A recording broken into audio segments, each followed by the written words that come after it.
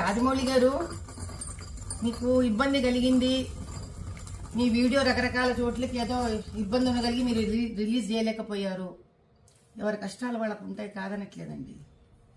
కానీ ఆంజనేయ స్వామి వెనకుండి నడిపిస్తాడు అని మీ నాన్నగారు అన్నారు.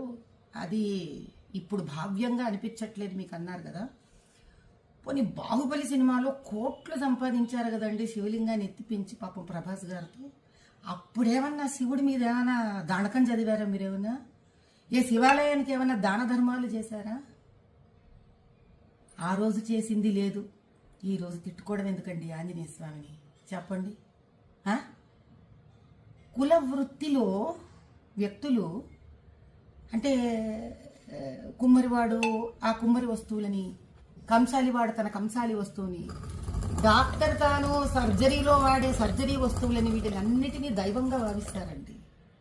భగవంతుడు డబ్బు సంపాదనకి వాడుకోండి, కాదనట్లేదు. కనీసం డబ్బు సంపాదనకి ఉపయోగపడ్డాడు భగవంతుడు అని ఆయన పట్ల ఒక గౌరవం ఉంచడం మీలాంటి వాళ్ళకి, మాలాంటి వాళ్ళకి, మనందరికీ సామాజిక స్ఫూర్తిగా ఉండాలి. ఎందుకంటే ప్రజలు మనని చూసి మన మాట విని చైతన్యవంతమవుతారు.